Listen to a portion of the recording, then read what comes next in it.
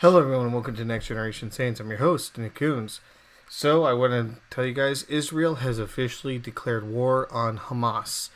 This is pretty big news for Israel. There was an unprecedented attack. I'm just going to read it to you guys really quick here. Before I get into it too far, go ahead and like and subscribe to this podcast wherever you may be listening to podcasts. It helps to get out there.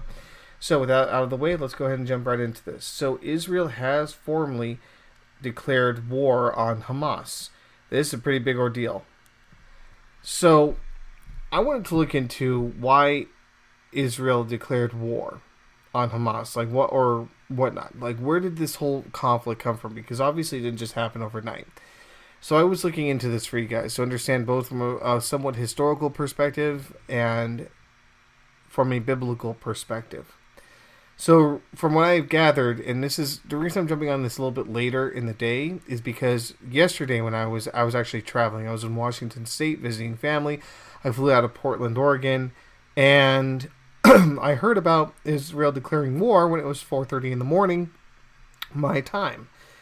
So I was beyond exhausted with 3 hours of sleep, and so I didn't have a lot of time to look into anything. Plus, when you're going through TSA and trying to get on the plane and get everywhere, you just don't have any time in your hands.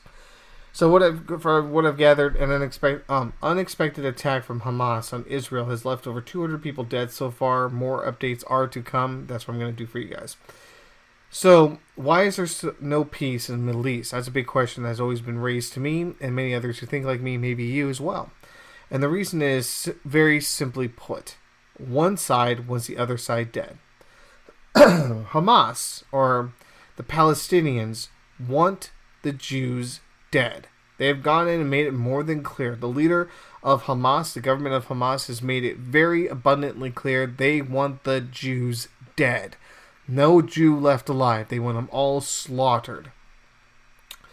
Now, here's what I'm looking at.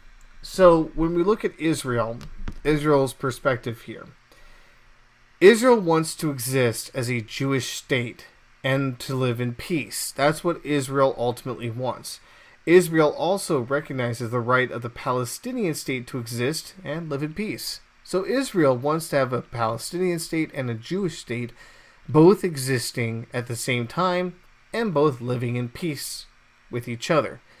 And with that, I don't blame them. I think that's a wonderful idea. I mean, you're not going to agree theologically all the time, not at all, but at least you can live in peace with each other, coexist. Now, here's the biggest problem of the whole nature of Israel wanting to exist as just Jewish state and a two-state solution. Most Palestinians and many other Muslims and Arabs do not recognize the right of the Jewish state of Israel to exist. Now, they've had this issue because originally in 1947, the Palestinians began having major issues with Israel, with the Jews, and just attacking left, right, and center. In fact, 1947 was when the British had control over Israel. And so they sent a group in to try to figure out what was going on. And it was just issues over it. There was not a simple way of looking except for the Palestinians, again, just wanted the Jews dead. In 1948, the British released the land back to the Jews and to the Palestinians for a two-state solution. Now, originally the two-state solution in 1948, the Jews always agreed. In fact, every solution that has come forward for Israel to sacrifice land in the name of peace, Israel has always been willing to sacrifice it in the name of peace, every single time. Now, the problem has always been the Palestinians. The Palestinians always reject every single peace attempt, including getting land, what they want, the whole 9 yards. They want all of Israel to be theirs. Now, the Palestinians will say that the land belongs to them, and they want it all. But then that begs the question, well, is that true? Is it true that the land truly belongs to the Palestinians? They claim that Allah, their God, has bestowed or bequeathed this land to them. But then I have to ask the question, okay, how do you know? Like, let's take a look in the history books then, because that's where all this seems to be going into. So I went into where all this began. I went to the Bible. More importantly, to the book of Genesis, chapter 16. This is where it all begins. It starts with 4 characters here. You have Hagar, Ishmael, Abraham, and his wife Sarah. And then you have Isaac then later on, right? So these are the suspects that we have to look at. Now, Abraham was originally called Abram, and he was called with his wife, or at the time was named Sarai, not Sarah. God called him out of the land of Ur and said, "You're going to go, and I'm going to take you guys and lead you to the land flowing with milk and honey, to a promised land." And I'm going to really summarize this up to the best of my ability to get to the main point, and I hopefully don't butcher it too badly. So Abraham decides to pick up his wife and his family and move out to the promised land. In a long story of events, they end up in Egypt. Over there, the Pharaoh likes them, thinks he's a great guy, and ultimately gives him lots of wealth, right? And this is about slaves, cattle, livestock, gold, silver, everything you can imagine. He was a very wealthy guy coming out of it. Well, here's a big problem. I'm going to call them Abraham and Sarah at this point. Abraham and Sarah aren't young. They're no spring chickens. Not whatsoever. If I were to equate them to nowadays, it'd probably be like saying they're 80 years old. They're really not young at all. Their libido died 40 years ago. And so Abraham's trying to figure out, he doesn't have an heir to his name, right? No baby has been born yet, and he's still up really high up there in years. So he's trying to figure out how the heck God's going to be able to perform to get him an heir when he's just too darn old to have a kid. And Sarah, again, when you're 80, you're way past your prime. I don't even think you have eggs in your ovaries left. So what happens is God shows up and says, and tells him that he's going to have a baby. Actually, let me back this up really quick before I jump to that one. So Abraham goes to his wife, Sarah, and says, "Here's the problem, what's going on?" So Sarah, in her infinite wisdom, says, "I have an idea. Why don't you marry my slave, Hagar? You could marry her, and she's young and a good spring chicken, and she can produce an heir for you." So Abraham takes the advice of his wife. Not a great idea, but there you go. And marries Hagar and consummates their marriage. Excuse me. So a little while later, Ishmael comes around, because that's what happens. Ishmael then starts living his life, getting older and whatnot, and some time passes. And Sarah is not very nice to Hagar because she's jealous. A long story short, she kicks Hagar out with Ishmael. They both return. And then along comes the time where Lord shows up. And this is where he's going to talk. He's heading his way over to Sodom and Gomorrah to judge the city of sin.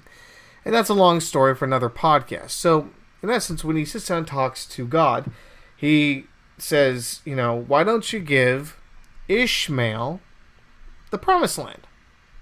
Ishmael is pretty much getting up to adulthood. I would throw him, in my perspective here, it'd be about like saying someone's like 17 years old. They're about to hit 18 years old. They're like right at the right age of adulthood. I mean, just let's give him the promised land and we'll go from there.